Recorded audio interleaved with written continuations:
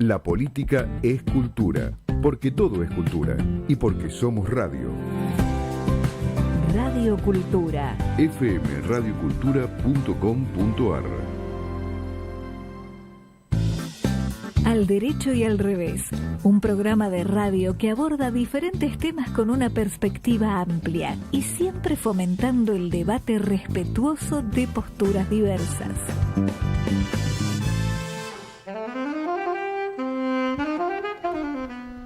Buenas tardes, ¿qué tal? ¿Cómo andan? Empezamos el programa número 355 de Al Derecho y al Revés. Lo tenemos a Agustín Romero en la operación, está como siempre Fede Politi en la producción. Acá estamos con Marta Ollanarte, equipo cuasi completo hoy Marta. Sí, qué paciencia a nuestros oyentes. Impresionante, impresionante. Mercedes Jones y nuestro querido amigo Marcelo de Jesús desde Washington, ¿cómo andan?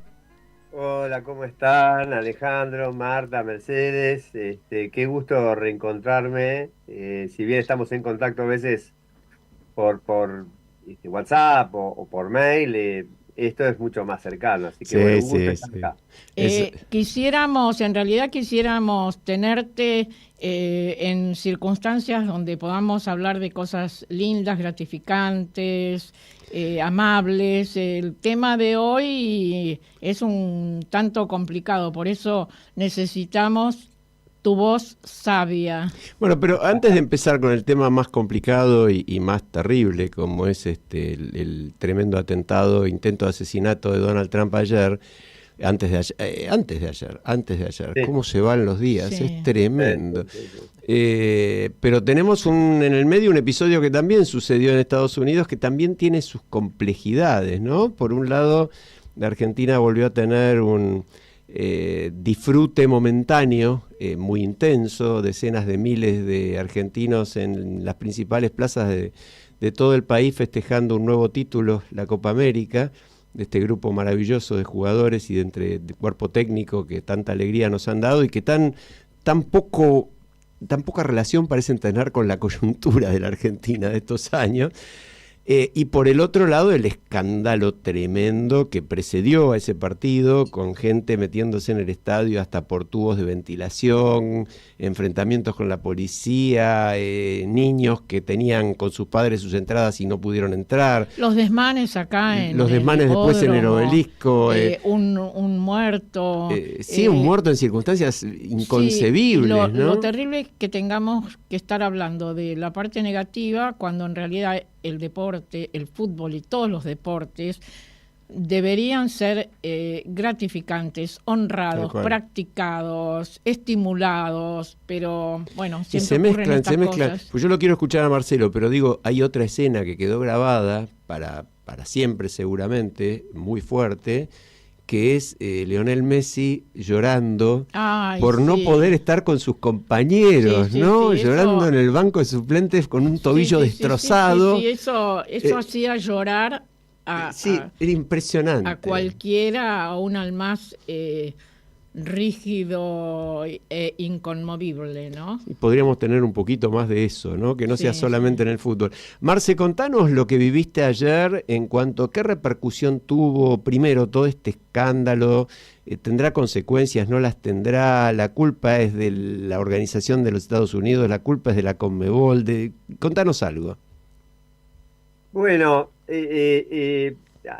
algo de esto ya podía pasar, porque después del partido de Colombia con Uruguay, que ya hubo desmanes, tenían que haber previsto lo que podía suceder. A ver, Miami no es Montana, Idaho, que no está familiarizado con la cultura latinoamericana. Miami tiene la ciudad con más argentinos, que son más o menos unos 66.000. Ahora, hay 400.000 colombianos también en Miami alrededores, así que hay una proporción de 4-1 más o menos, es un poco más, es un número. Tenían que haberlo previsto. En los partidos calientes que hay en Brasil o en Argentina, se arma un perímetro de seguridad. Acá no se armó ningún perímetro, todos llegaron hasta la puerta y bueno, dependés un poco de la buena voluntad de la gente. Y hay gente que no tenía ninguna buena voluntad. Hay gente que vino nada más que a saltar las paredes y a tratar de colarse, ¿no? Lamentable, porque terminó pasó el partido tardísimo, para Argentina mucho más tarde que para nosotros.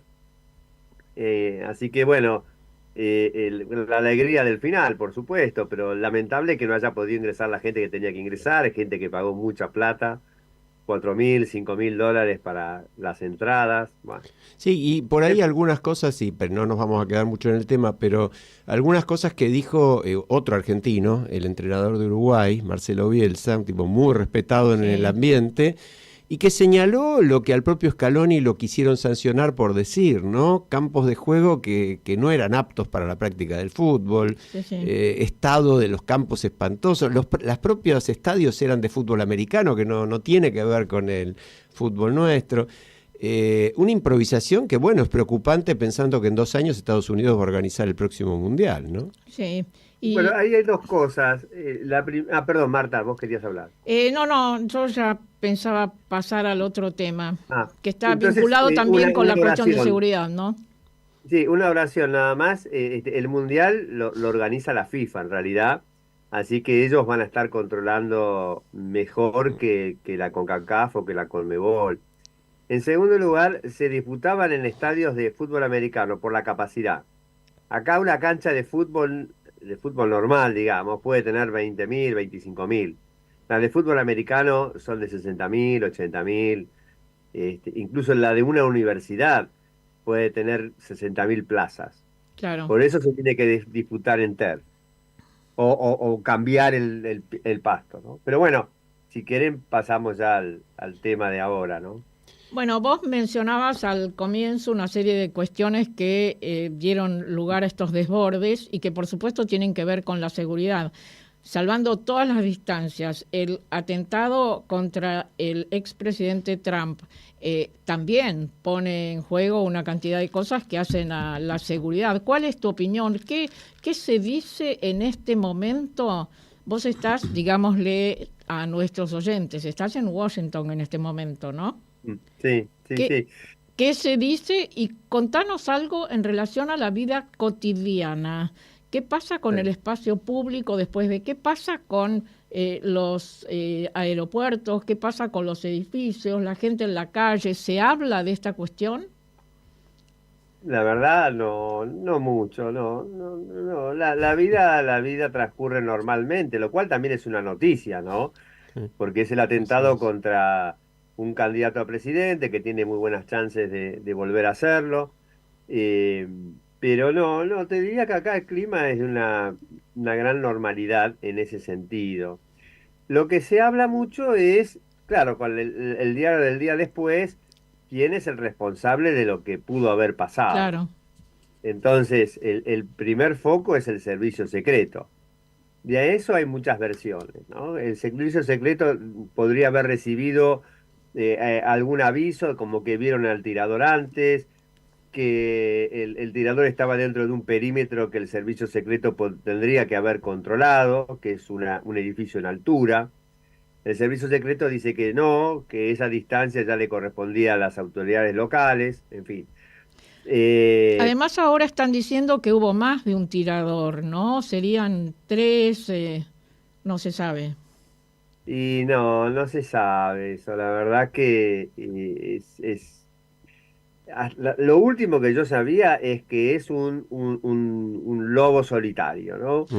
Dentro de las categorías en términos de defensa son los más difíciles de ubicar. Claro. Pues son personas que no tienen historial, este chico no tenía nada en las redes sociales en principio, no había sido investigado nunca, el arma la compró el papá. Sí, 20 años, ¿no? Además, Sí, 20 años. Muy joven. Además, yo creo que la realidad a veces nos pone ante circunstancias que decís, esto parece premeditado.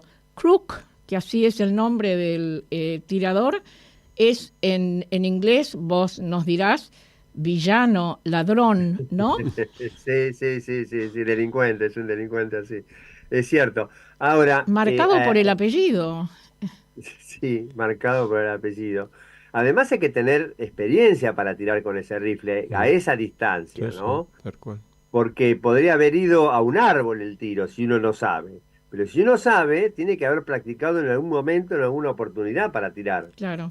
Sí, Son- otro Pero tema. eso, Dale, sí. Mercedes, dale vos. No, lo que digo es que uno de los comentarios transversales a todas las noticias tenía que ver con esta idea quizás simplista, pero muy clara de que uno puede comprar un arma casi que en un Exacto. supermercado. Yo iba a hablar de Entonces, exactamente ese de eso. acceso, Exactamente claro, de ese acceso es terrible y encima tampoco es algo que se controla, como vos decís, Marcelo, el que uno vaya a una práctica de tiro y que lo haga con cierta habitualidad, o sea, que esté preparado para matar.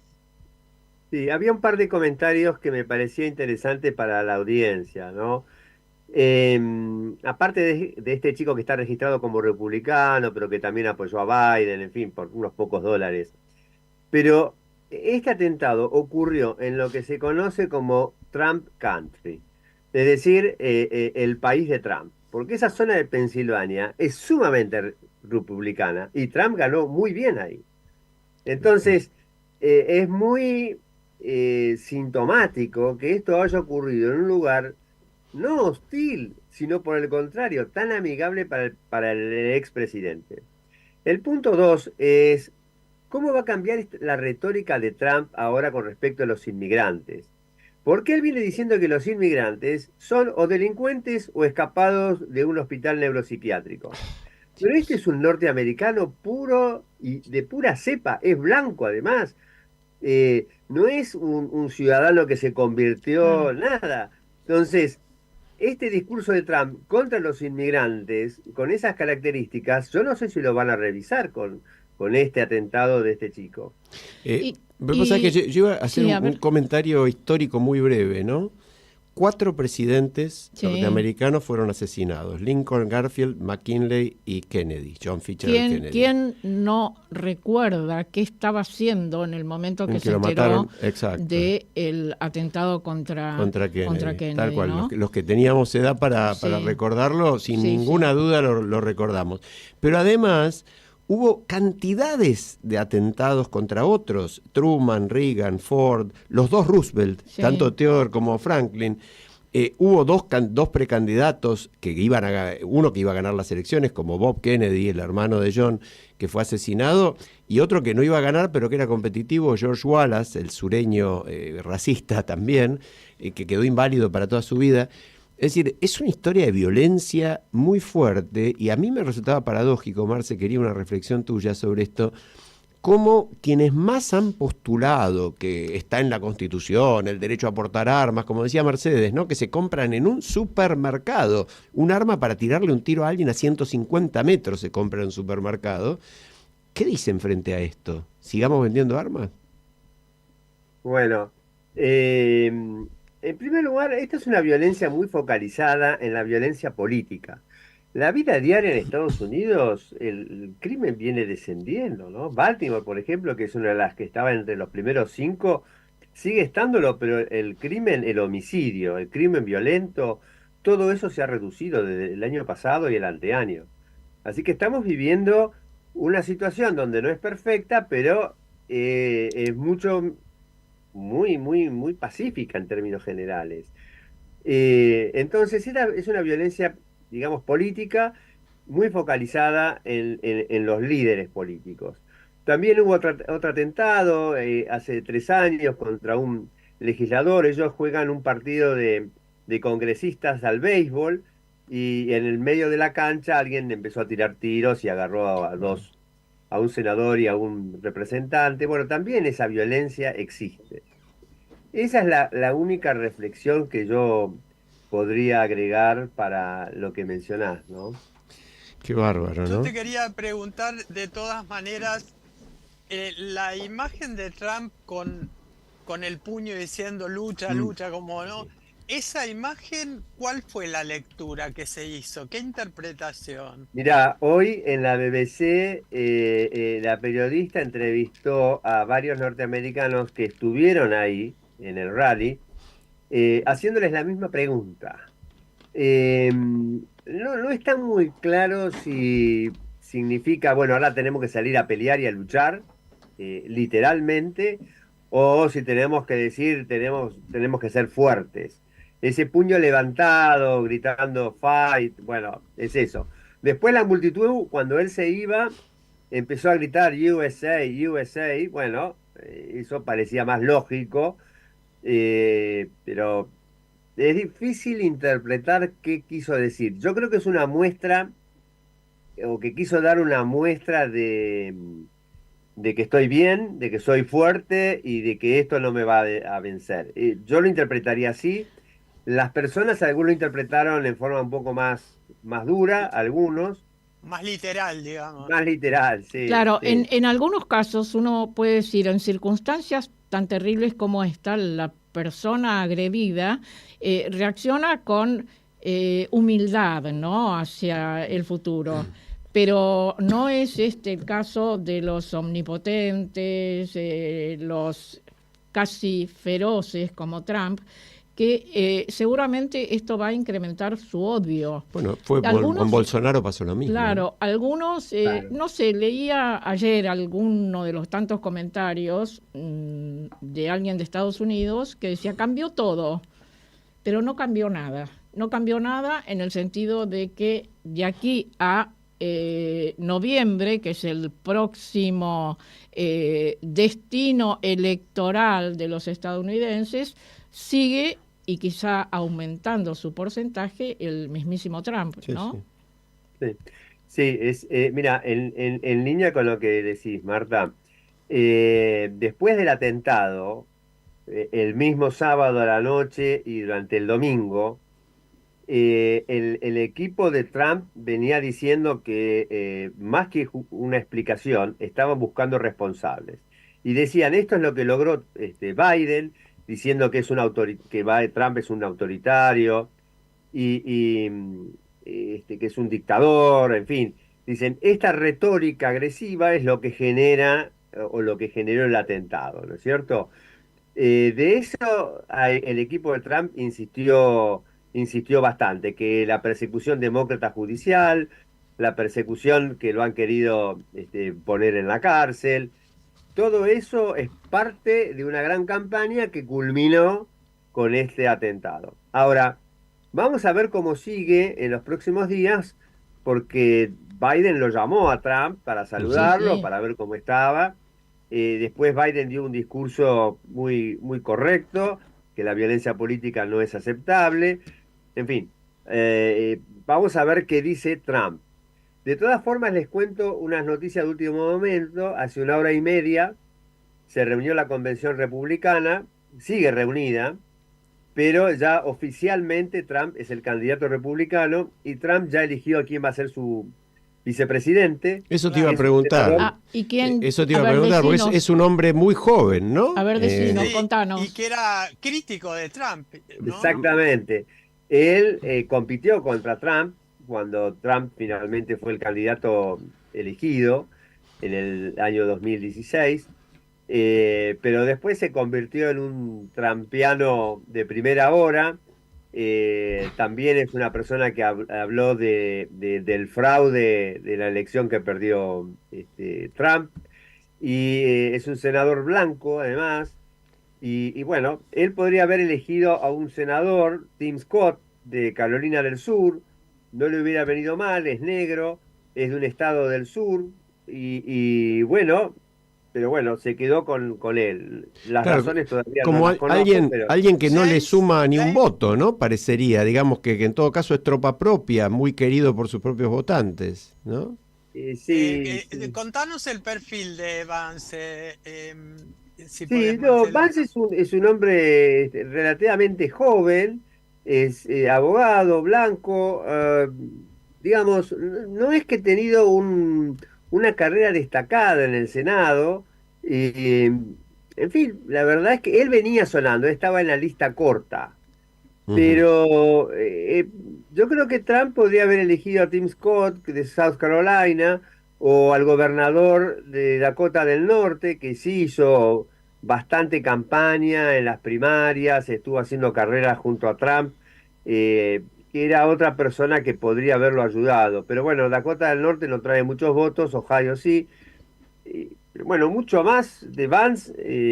Sí, es muy nuevo todo, muy reciente. Bueno, vamos a ver qué ocurre con, yo con te quería esto hacer de una... acá a noviembre, ¿no? Y vamos a... Sí, vamos a seguir obviamente con Marcelo todo el tiempo le con vamos este tema. a decir a Marcelo que también opine sobre el próximo tema. Le vamos a preguntar dónde antes, estaba. O sea que hay una cosa que quiero decir antes de pasar al Sí. otro tema, que me parece muy importante, pero ha habido planteos de republicanos bastante extremos que coinciden casualmente con las declaraciones de nuestro presidente y del presidente ruso, que intentan responsabilizar también a los medios por la campaña de violencia, claro, y por el atentado a Trump. ¿Esto tuvo repercusión allá? Porque acá suena absolutamente, si uno lo lee un poquito, es disparatado, ¿no? Encima Milei dice eso, Putin dice eso, es como muy contradictorio, pero hay republicanos de extrema derecha que han dicho estas cosas. Sí, es así, han hecho el mismo paralelismo, creo que vos, Alejandro, lo mencionaste, o Marta, no me acuerdo, con el ataque a Bolsonaro, que eso también le dio una gran energía a la campaña. Y conversaba con Mercedes antes de abrir el programa, la posible radicalización de, de Trump. El gran temor acá es qué va a hacer con la OTAN y qué va a hacer con Ucrania, Tal cual. porque es el gran problema, ¿no? Trump y su equipo tienen una gran aversión a todo lo que sea extranjero. Y los culpa de los gastos en que incurre Estados Unidos, los culpa de los males, por eso impone tarifas, por eso habla mal de la inmigración.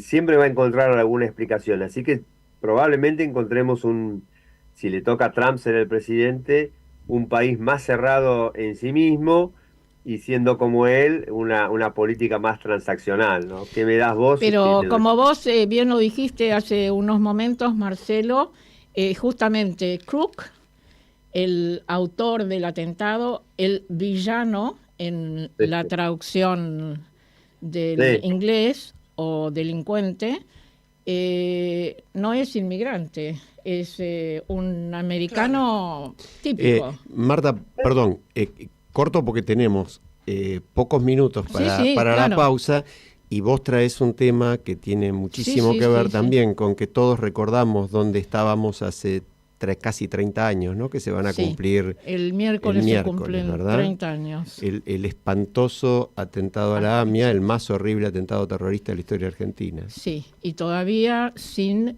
desentrañar en sus vericuetos más terribles, ¿no? Sí, yo quiero ponerle rostro a este hecho, ponerle rostro al número 85, no haciendo mención a los 85, sí a una persona, la hija de Sofía Gutterman. Andrea Gutterman tenía 28 años y ese día fue a la AMIA a dejar su currículum. Era maestra jardinera y bueno, ocurrió lo que ocurrió. Sofía se convirtió en una luchadora incansable. La conocí en un programa de televisión, que habíamos sido ambas invitadas. Poco tiempo después me dijo que estaba escribió poemas para su hija. La AMIA le publicó un libro, tiene otros publicados después y además es una asidua asistente a escuelas, a distintos lugares para mantener viva la memoria, ¿no? Y yo quiero recordarla, no la conocí, pero quiero recordarla a Andrea, ponerle rostro a uno de esos números, citando este libro, Del corazón al cielo, se llama. Sofía me pidió que lo prologara, cosa que hice, pero no voy a hablar del prólogo, por supuesto, voy a leer un pedacito de uno de los poemas. Dale. Se llama Regalo tus muñecas. Los rostros serenos, tristes y risueños de tus muñecas me contemplan extrañados desde una caja. quizás se pregunten, ¿qué cosa me pasa? ¿Por qué interrumpo su retiro y su descanso si están esperando que tu hija nazca? Están todas por tus hábiles manos peinadas, vestidas impecables a pesar de los años. Las guardabas con celo para tu futura hija. Y ahora yo no te tengo a ti, ni tengo nieta, ni nada. Qué bárbaro. Tremendo.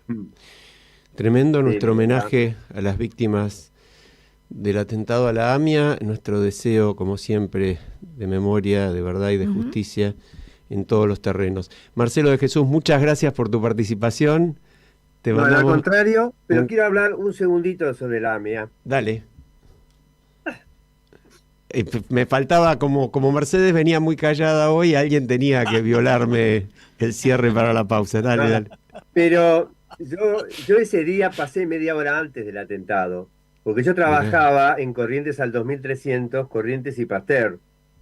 Y lo que vi después de cuando explota la bomba, que lo pude escuchar desde la oficina que yo tenía, después el desorden, la gente corriendo, que nos decían que iba a poner bombas en otros lugares, que no se sabía bien qué había pasado, ¿no? Pero yo lo tengo como un acontecimiento bastante cercano a mi vida personal. Yo recuerdo a mi mujer, nosotros vivíamos a 3 cuadras de allí, llamándome diciendo, ¿escuchaste? Yo estaba en el estudio a 10 cuadras y había escuchado algo. Claro, claro. Sí, y recuerdo todos del brazo en esa noche tremenda en el Congreso, más de 200.000 personas reclamando, ¿no? Y se me pone la piel de gallina. Bueno, en la pausa musical de hoy, justamente, traemos esa versión maravillosa de hace 8 años de 100 artistas argentinos populares cantando la memoria de León Gieco. Ya volvemos. Gracias. Todos los muertos de la AMIA, todos los muertos de la AMIA, todos los muertos de la AMIA, todos los muertos de la AMIA, y los de la Embajada de Israel, el poder secreto de las armas, la justicia que mira y no ve, todo está escondido en la memoria, refugio de la vida y de la historia. fue cuando se callaron las iglesias, fue cuando el fútbol se lo comió todo, que los padres Palotinos y Angelelli Dejaron su sangre en el lodo, todo está cargado en la memoria, refugio de la vida y de la historia. la memoria estalla a veces A los pueblos que la aplastan y que no la dejan ser, libre como el viento, libre como el viento. Al derecho y al revés.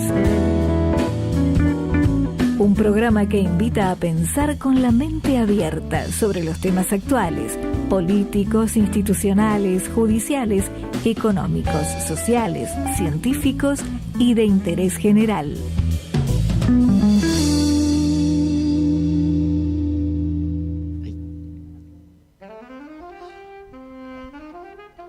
Bueno, estamos de vuelta. ¿Estoy al aire? Sí.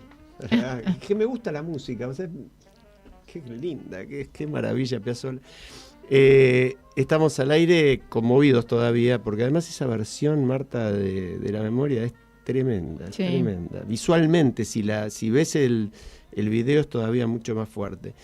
Estamos con nuestra invitada de hoy, Martina Cirimel, es abogada con orientación en Derecho Penal y es miembro de la Comisión Directiva del Centro de Investigación y Prevención de la Criminalidad Económica, el CIPSE, es docente universitaria también, Hay una frase de Martina que yo no, yo la quiero, ¿La querías decir vos? Sí. Qué mala, la digo. Bueno, decila vos. Y Mercedes también quería, ¿ves?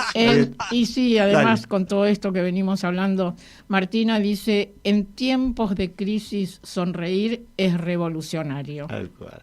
¿No, Martina? Hola, muchas gracias. Sí, la verdad que sí, y la verdad que hay que sonreír en estos tiempos, sobre todo no hay que perder ni la sonrisa ni la alegría. Lo cierto es que es muy difícil con los contextos que estamos atravesando, no solamente a nivel local, sino a nivel mundial. Uh-huh. La verdad es que es muy difícil, pero uno no puede perder la sonrisa porque también es el motor de la vida, ¿no? Yo quería arrancar con uno de los objetivos de CIPSE, del centro de cuya comisión directiva vos participás. Es muy interesante porque CIPSE es una ONG que trabaja junto con parte de INESIP, ¿verdad? Bueno, esa es la estructura formal, que eso mucho a la audiencia no le va a preocupar, pero uno de los objetivos al trabajar contra la corrupción es fortalecer la prevención y persecución de los delitos de los poderosos.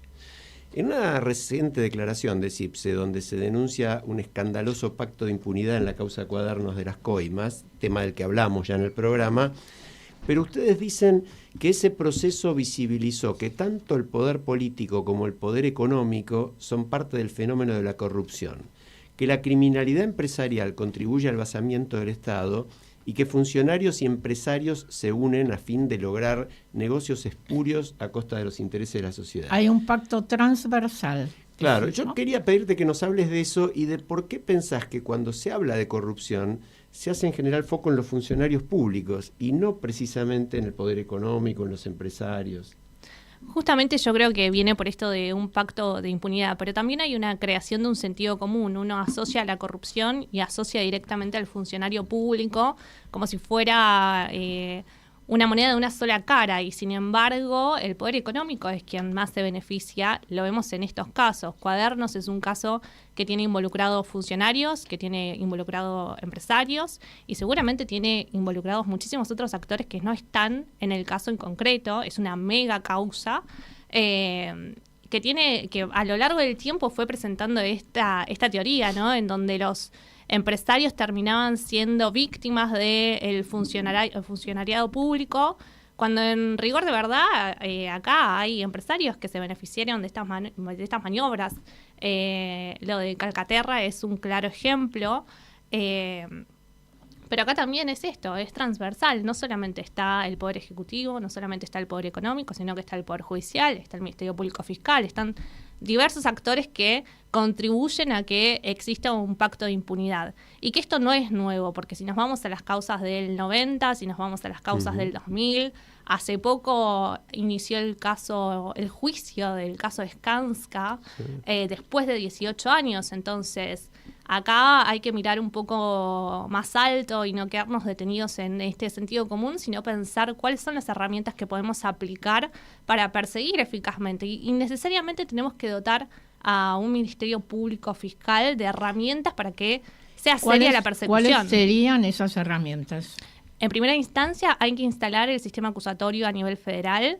Ya no puede ser que haya jueces investigando. No puede suceder. Y tenemos un código sancionado desde el año 2015 que no está implementado, que se está implementando en algunas provincias de nuestro país, eso es cierto, que estuvo detenido mucho tiempo esta implementación, por un juego de poder también, ¿no? ¿Por qué no le explicas a la audiencia qué es el sistema acusatorio? Exacto. Les voy a explicar lo que es ahora y lo que tiene que pasar a ser. En el sistema actual, que teóricamente se conoce como inquisitivo mixto, tenemos una investigación que está a cargo del juez. O sea, el juez, si uno piensa en los que vemos y conocemos, Bonadío era un juez que investigaba permanentemente. El Ministerio Público Fiscal no estaba presente como una figura de investigación, sino de acusación, y acompañaba esa investigación. Y después generaba, respecto de esa investigación, una resolución. O seguía o no, y se controlaba propiamente su investigación. La propuesta del sistema acusatorio es dividir los roles. Un juez que juzgue, un fiscal que investigue y acuse, y la defensa que represente los intereses de las personas imputadas en un caso. Como se ve en las películas. Como se ven en las películas. Sí. Y si incorporamos al sistema de juicio por jurados, muchísimo mejor, porque incorporamos a la ciudadanía a un poder que está totalmente sesgado o apartado de la ciudadanía. Esto suena tan lógico, tan racional, tan deseable. ¿Cuáles son los elementos que impiden que esto se concrete? ¿Qué nos puedes decir?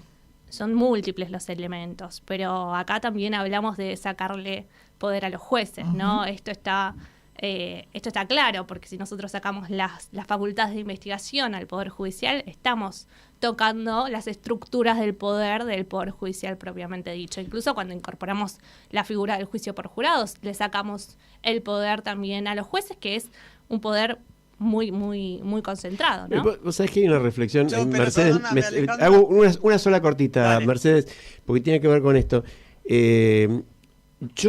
Todos sabemos, pero bueno, podemos recordarle a la audiencia, porque no todo el mundo le interesa el tema, que hay juicios por jurados, por ejemplo en la provincia de Buenos Aires, que hay, como vos dijiste, sistema acusatorio funcionando en buena parte del país.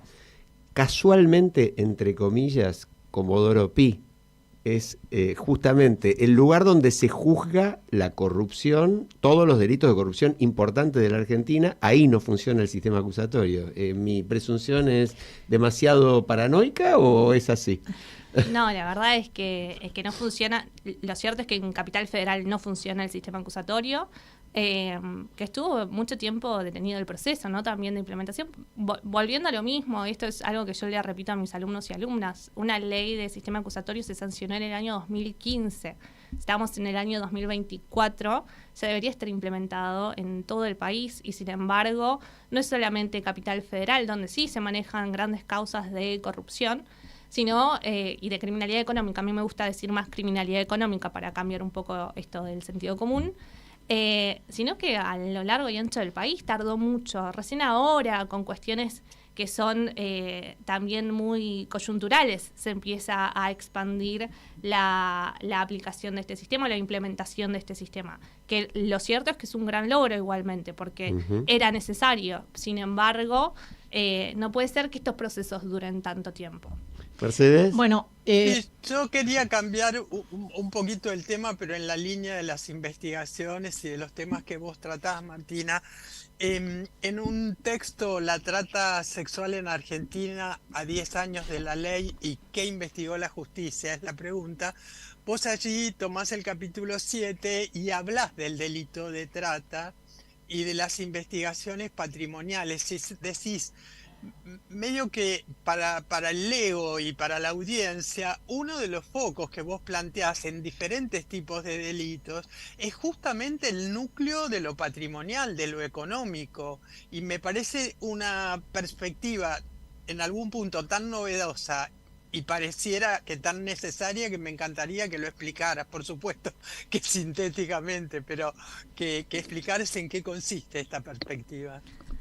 Lo cierto es que la trata con fines sexual o con fines laboral tiene siempre un fin económico. Casi todos los delitos de criminalidad económica, o sea, lo que persiguen es una ganancia. Si nosotros estudiamos solamente la responsabilidad de la persona y no vemos el flujo de dinero que hay alrededor o lo que se genera alrededor, no vamos a poder desarticular hablamos mucho de mercado nosotros en CIPSE, el mercado criminal que se genera. Vamos a poder alcanzar quizás una perspectiva de esa organización criminal, pero no la vamos a desarticular. En cambio, si nosotros pensamos en trabajar sobre los flujos de activos o sobre los bienes de esas organizaciones criminales o de quienes estamos investigando, lo cierto es que tenemos más posibilidades de ser eficaces y desarmar ese circuito criminal que llegó a nuestro conocimiento. Lo mismo con el narcotráfico. Acá se habló hace poco de la ley antimafia y lo cierto es que hay normas para incidir en los bienes de las estructuras criminales. Lo que a veces falta es la voluntad de incidir sobre esas estructuras criminales y hay que pensar, ¿no? ¿Por qué es que falta esta voluntad? Porque las normas existen. Tenemos un código penal que también establece. Hay normas que hablan de la recuperación de activos. Ustedes es un tema que ahí, claro, trabajan mucho. Contanos ¿Dónde y por qué se traba todo eso? Lo cierto es que es necesario que los funcionarios o los operadores judiciales estén capacitados para poder investigar este tipo de situaciones. La verdad es que se trabaja o se investiga mucho sobre la responsabilidad personal de una persona y sin embargo los activos no son quizás una hipótesis a investigar. Y entonces hay que incorporar esto también a las investigaciones penales. ¿Qué falta? Es un camino que hay que recorrer y que además hay que concientizar, porque ¿para qué queremos recuperar activos? Y bueno, en un caso de corrupción, para que esa plata que está malversada o que está viciada sea destinada a comprar, no sé, insumos para un colegio o insumos para un hospital. Sin embargo, si no hacemos eso, si no actuamos sobre los activos desaparecen. Ahora, con las leyes que hay, podría lograrse eso. Podría, y es obligación de los operadores judiciales aplicar estas normas y pensar en recupero de activos, y antes de los recuperos de activos en medidas cautelares para que los bienes no se desaparezcan. No se evaporen, claro. Ahí te hago una pregunta vinculada con un proceso muy interesante que vivió Brasil, que es el famoso Lava Jato. En el Lava Jato se recuperaron más de 3.000 millones de dólares. ¿No? Es decir, simplemente haciendo que, bueno, yendo a las grandes empresas que habían sacado enormes beneficios, corrompiendo con coimas a los funcionarios públicos, más allá de lo que se quedaron los funcionarios públicos, que sobre eso también se fue, diciendo, bueno, señores, indemnicen. Eso yo no recuerdo que se haya hecho nunca, exacto, nunca se hizo en la Argentina. ¿Vos conocés algún caso? Muy aislados, ¿no? Alguno que otro. María Julia Alzogaray, creo, en algún momento. María Julia Alzogaray fue distinto porque se actuó sobre el bien, sobre el Petit Hotel, se decomisó. Ahora, en el caso Securitas, que estuvo tan resonado, fue tan resonante en términos de criminalidad económica, tuvo un acuerdo de colaboración en términos de responsabilidad empresarial que comprometió a que las empresas paguen, pero no. Lo cierto es que hay que hacer un estudio también de cómo se dan esos procesos para ver cómo podemos traerlos acá y fortalecer lo que se hace en Argentina. Yo creo que es una deuda pendiente la sanción eficaz de la criminalidad económica, y ya te digo, Cuadernos, Siemens, Skanska, IBM, Banco Nación, te podría decir 1000 ejemplos de casos que no han tenido condenas, que no se han recuperado activos y que no se ha reparado el daño social que generó ese tipo de delincuencia acá en Argentina. Sin embargo, nos resuenan quizás los más de lo de los últimos años, ¿no? Obra pública y demás. Pero hay un gran cúmulo de casos que necesitan trabajarse desde un enfoque como sucedió con Odebrecht. Bueno, aún en el de obra pública que yo recuerde, ahí te doy, Mercedes, en el de obra pública que yo recuerde, tampoco hubo ninguna persecución dirigida al recupero de activos, ¿no? Ni siquiera en los más famosos, digamos. No, y lo cierto también es que está atravesado por muchas cuestiones también ese caso, ¿no? Que yo creo que hablaba con gente conocida de la academia y gente conocida del ambiente, que ponía el foco en la legitimidad, ¿no? Que tuvo todo ese proceso también, más allá de que fue un caso con condena, ¿no? Porque hay que fortalecer la legitimidad de la justicia en estos casos también. Y yo creo que ese caso en concreto tuvo una cuestión muy resonante en términos de, bueno, esto le da legitimidad a la justicia. Mucha gente dudando si estaba correcta la investigación, si no estaba correcta la investigación. Cuadernos empezó con mucha fuerza en su momento y sin embargo se fue desvaneciendo por cómo se actuó hacia dentro de la justicia también. Entonces hay que dotar de una cierta legitimidad o hay que darle fuerza a esta justicia que tenemos también, no para que impulse procesos serios y que tiendan a la reparación de los daños. Mercedes.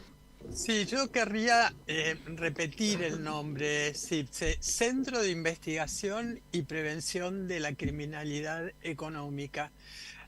Yo estuve leyendo y me quedé muy fascinada con la figura de David Baigún, quien la fundó y cómo la fundó, pero si por ahí lo podés pincelar para que la audiencia se entere. Pero sobre todo me quedé muy admirada con la actividad que desarrollan, con los cursos que desarrollan y con tu rol de coordinadora del equipo de investigaciones feministas sobre el poder económico. O sea que me encantaría, si podés, sintéticamente contarnos qué hacen en CIPSE y nada, lo que quieras sobre David Baigón.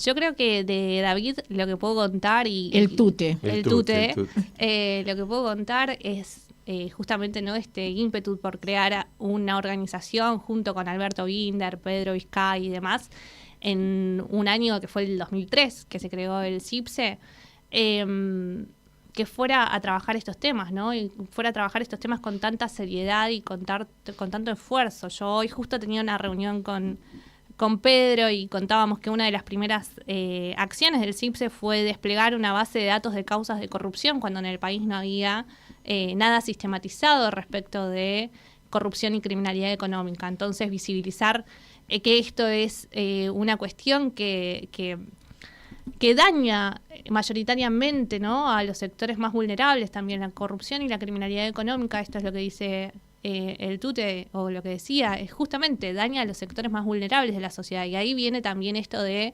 bueno, y si el sector más vulnerable tiene que ver con los grupos LGBT y las mujeres, necesariamente esto tiene un impacto diferenciado, porque así como la economía o las cuestiones económicas tienen un impacto diferenciado en las mujeres, lo cierto es que la criminalidad económica también. Entonces, una de las cuestiones principales que nosotras estudiamos cuando creamos este grupito hacia adentro del CIPSE fue justamente esto, visibilizar que este tipo de criminalidad también afectaba de manera diferenciada a las mujeres y los grupos LGBT.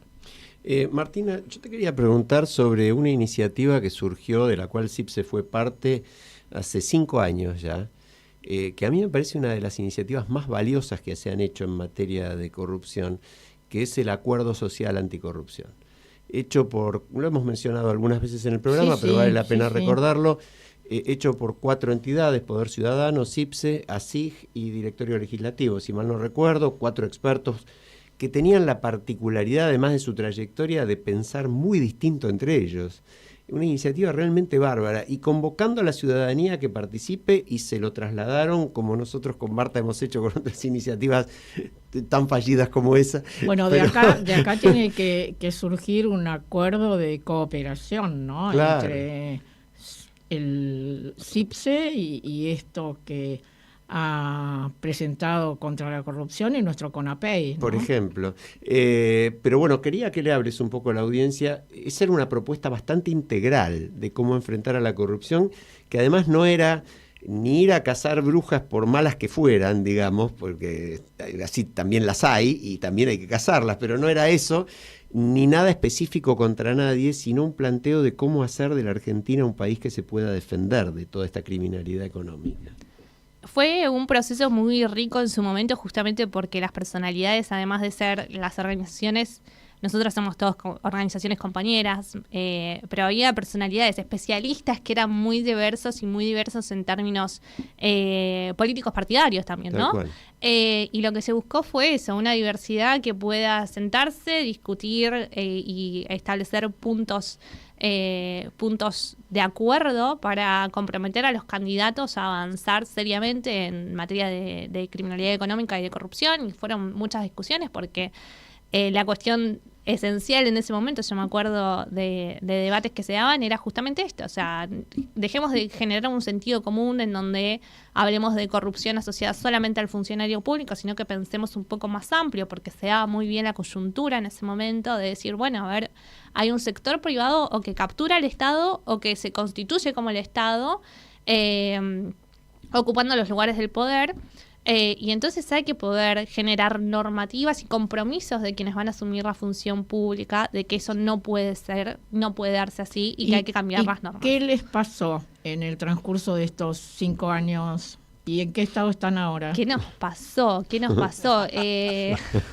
pasó de todo.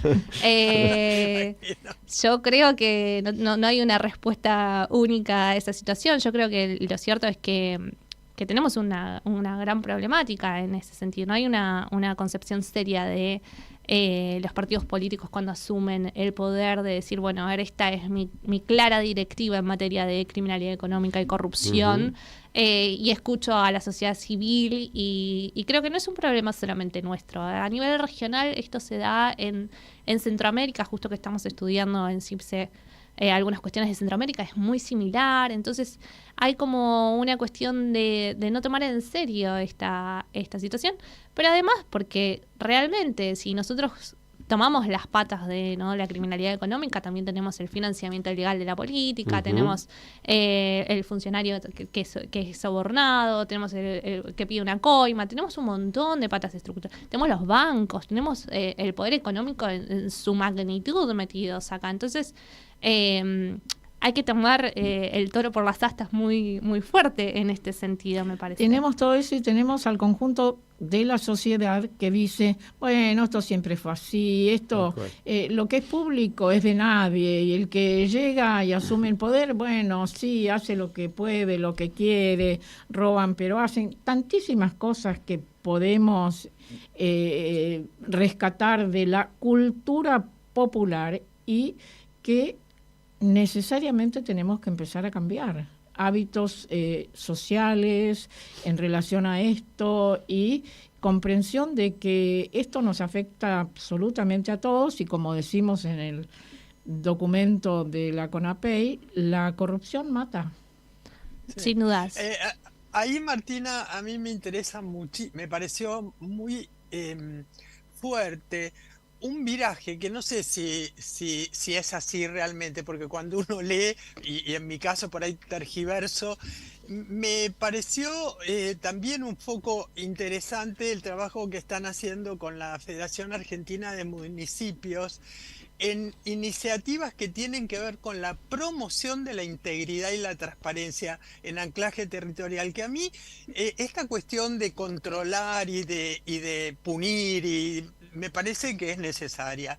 Ahora, Marta, sobre todo, es la paladina de lo importante que es promover la integridad, los valores y la ética, además de controlar, reducir, detener la corrupción, ¿no? Ir por el otro sendero. Y me encantaría que nos contaras sobre este tema, ¿no?, de la promoción de la integridad. Sí, puedo dar mi opinión por haber trabajado en la Oficina Anticorrupción también. De hecho, ahí se hizo un fuerte trabajo sobre lo que es la integridad en el año, bueno, en el gobierno, en el gobierno de Alberto Fernández. Se trabajó mucho sobre la perspectiva de la prevención, ¿no?, y fortalecer a los organismos públicos, generar enlaces de integridad y demás para poder nutrir fuertemente esta parte de la integridad. Lo que me parece también es que uno no puede partir de la base de que los funcionarios públicos no son íntegros. Creo que hay que dotar de herramientas para que justamente los procesos y los mecanismos de rendición de cuentas funcionen de manera transparente, que es lo que me parece que falla, sobre todo a nivel de los organismos que componen el Poder Ejecutivo, ¿no? Porque si nosotros damos herramientas que puedan facilitar esto, ¿no?, la rendición de cuentas, me parece que el punto es la rendición de cuentas, más allá de generar manuales de conducta o códigos de conducta y demás, que además eso requiere como un fuerte trabajo también de fortalecer y de capacitar a los funcionarios públicos. Creo que hay que generar mecanismos que permitan la transparencia, ¿no?, y la rendición de cuenta por parte de los funcionarios.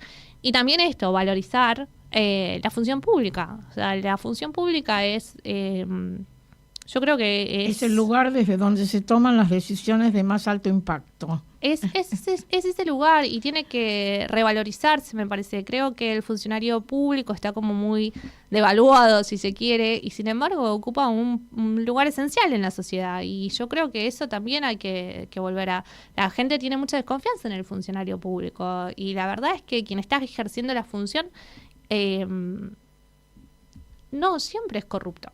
Y uno parte de la inversa, ¿no? El principio de inocencia en el caso del funcionario público es como, bueno, siempre es corrupto, la excepción es que no lo sea. Y en realidad no es así. Tal cual. Lo que pasa es que eso también tiene mucho que ver con algo que también Marta subraya permanentemente, que lo hemos tratado con especialistas como Oscar Oslak, por ejemplo, muchas veces, que tiene que ver con la falta de políticas de Estado dirigidas a que la administración tenga también su reconocimiento del mérito, su carrera, su especialización. Es decir, acá estamos en un Estado donde cambia el gobierno y cambia todo. sea cual sea el signo del gobierno, no tiene la menor importancia, ¿no? Y si no cambia, a veces, como está pasando con el actual, es porque no tienen a quién poner, pero no por otro motivo. Nos quedan un minuto nada más, y yo no quería dejar de mencionarlo. Ustedes hablan, y es un tema para un programa entero, de paraísos fiscales y sociedades offshore, ¿no? Y yo creo que es importante recordarle a la audiencia, vos lo podrás decir mejor que yo, pero 1 de cada 3 dólares del mundo circulan por paraísos fiscales y ahí se juntan todos, ¿no? Es de donde se valoriza la criminalidad económica, y lo cierto es que hay que pensar, ¿no?, en dónde están estos paraísos fiscales, ¿no? Porque uno tiene como asociado Panamá y demás. No, bueno, Estados Unidos, tenemos también Luxemburgo, tenemos Londres. Lo cierto es que hay que pensar también en estos esquemas, porque la criminalidad económica y la impunidad de los poderosos funciona justamente porque hay esquemas mundiales que permiten que esto sea una actividad que le dé rédito, ¿no? Y ganancias a este tipo de actores. Entonces, funciona porque funciona así también el sistema, y hay que ver cómo poder traccionar contra eso. Vos que sos una especialista, si yo dijera que resolviendo el tema de los paraísos fiscales con una medida de acuerdo de los países a nivel global, hay un cambio brutal en 6 meses en la economía del mundo, ¿es un disparate? Yo diría que sí, ahora que conteste Martina. Yo creo que sí, pero bueno, porque justamente ¿quiénes son los actores que se benefician? No, yo digo si se lograra. El efecto sería gigantesco, esa es la pregunta. Sin dudas, pero ¿qué Estado es tan poderoso o más poderoso que los empresarios internacionales? Esa es la respuesta. Bueno, me deprimiste. Yo quería que me digas sí, si se lograra, que es una utopía total, pero está... Bueno, nos estamos yendo, Martina Cirimele, muchísimas gracias por tu... Con una sonrisa nos vamos, por tu participación. Sonreír es, en épocas de crisis, sobre todo, revolucionario. Tal cual. Muchas gracias. Cual. Bueno, nos vemos la semana que viene, nos vamos con el Nano Serrat como siempre. Nunca es triste la verdad, lo que no tiene remedio.